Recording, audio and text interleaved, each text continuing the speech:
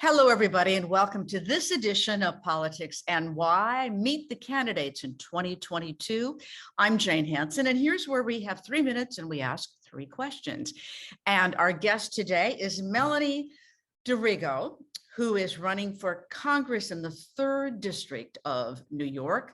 Tom Suozzi's old seat. Tom's now going to put his hat in the ring for the governorship. And Melanie actually ran against him last time around in 2020 in the primary.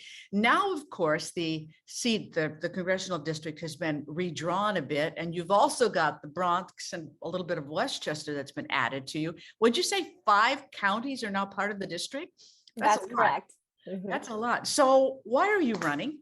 Yeah, well, firstly, I just want to thank you so much for having me here today.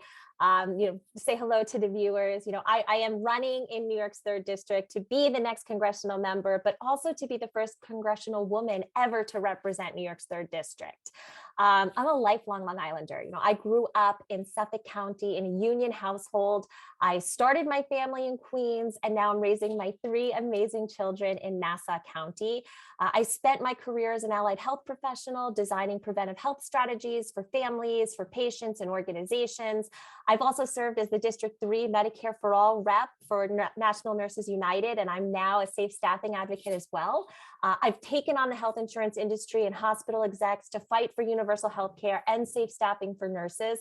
I've seen the corruption in our system, and it needs to end. So I'm ready to bring my fight to Congress to ensure that every American receives the health care they deserve, and we can create a government that the people deserve. So your first act, that's a lot. That's a mouthful of what you just said you want to do. So what would you do first if indeed you are elected? Yeah, so listen, I think that the horrific influence of outsized money, corporate money, and the influence of lobbyists in our system has just corrupted both sides of the aisle.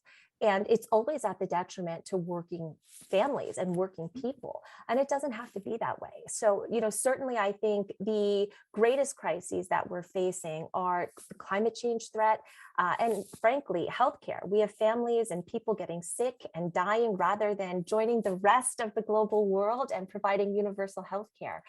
These are fixable solutions. They are the fiscally responsible solutions, and we can do it, but we can only do it if we reform our corporate finance system, our campaign finance system, and we get corporate money out of politics.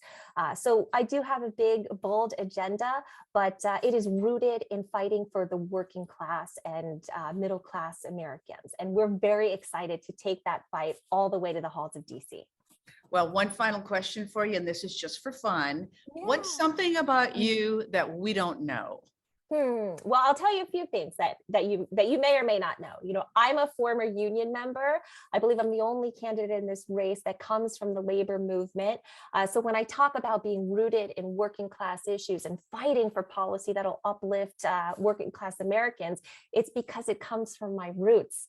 I'm a working mom, and I'm fighting for universal childcare and extended public education because I have dealt with those crises myself. I am a fighter. I'm relentless. I have a history of doing that. I'm an organizer in this district. I organized the first Pride celebration in North Hempstead's history. We're quite proud of that.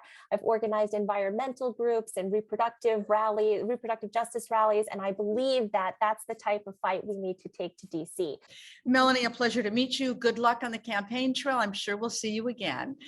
Thank you so much, Jane. It was a wonderful experience being here with you, and I hope we do see each other again. Yep. And we'll see all of you next time.